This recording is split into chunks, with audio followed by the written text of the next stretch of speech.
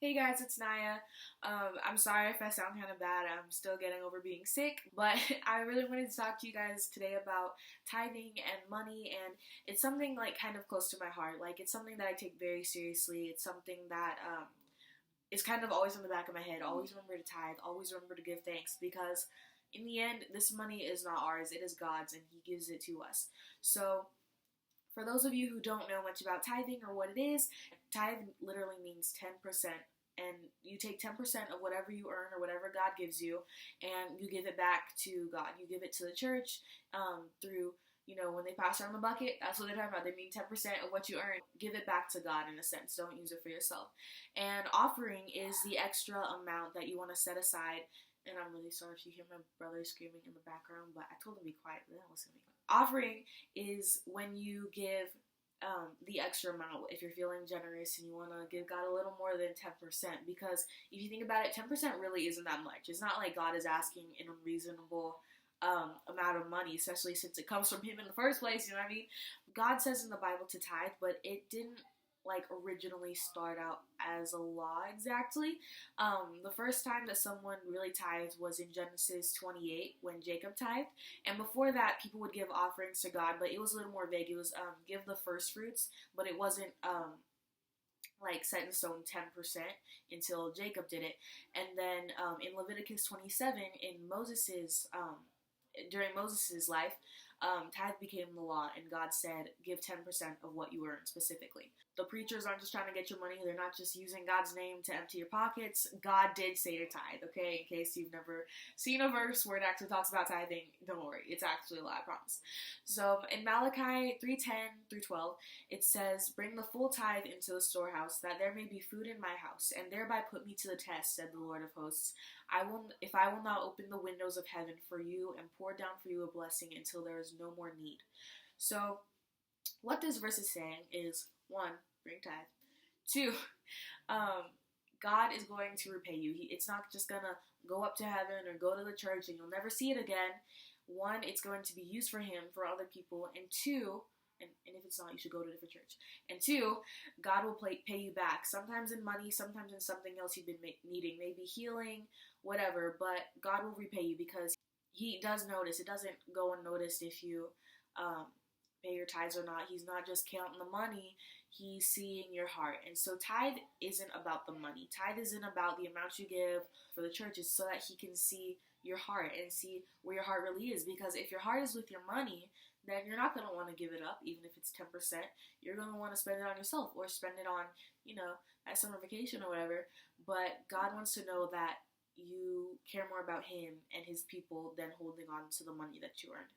So, plus He gave it to you. So He wants you to, it's also a sign of understanding that it doesn't come from us in our own doing, because He has the control to take it away and give it back or whatever. God promises that He will return it, and I can tell you for sure He does return it. It does come back. Maybe not on your timing. I'm not going to promise you that, but it will come back, and it may come back in something little different. Maybe again healing, or maybe a relationship, or something you've been asking for.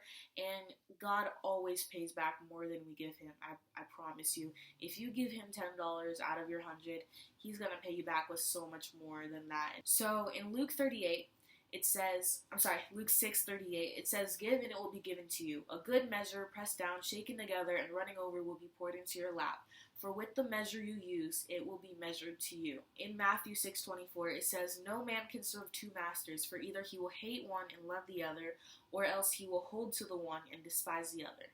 You cannot serve God and mammon. So for those of you who don't know who or what mammon is, M-A-M-M-O-N. Mammon is actually, that's not just a word for money. It's actually a word for the spirit, the demonic spirit that rests on money.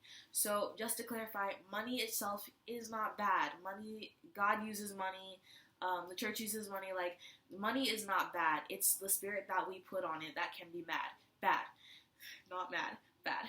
If we are holding on to our money and being ungrateful and stingy and not generous, then that means the spirit of mammon is upon that money, meaning that we are serving that master versus God and holding on to our money and being selfish instead of serving God.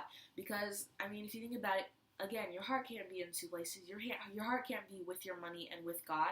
It can be with God, and God can give you money to use for not just for yourself but for other people. Like, having your heart with God doesn't mean you can't have money.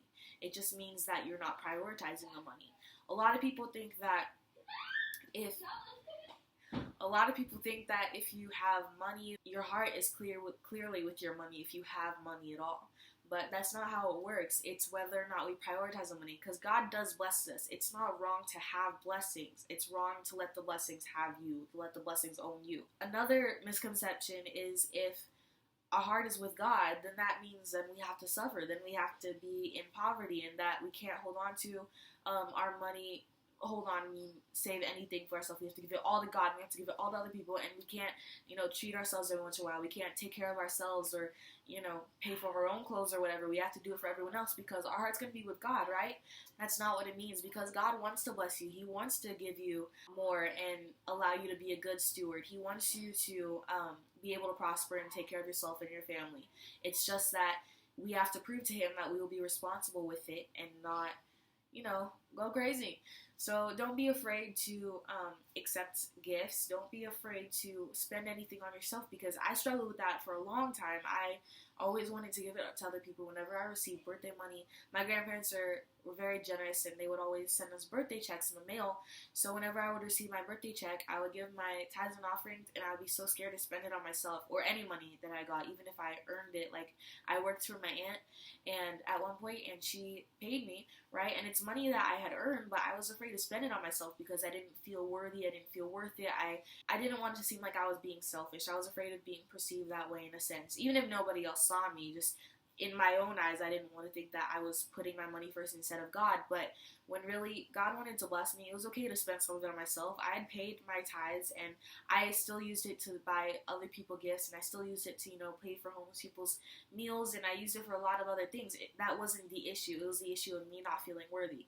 So be careful not to go one extreme, which is to allow the spirit of mammon to rest on your money and allow it to control you and control your pocket, but also allow yourself to receive and allow God to bless you, because the only thing that stops blessings from coming down into our lives is ourselves. And I promise you, He delights in seeing you happy. He also wants you to have a good balance between the two, okay?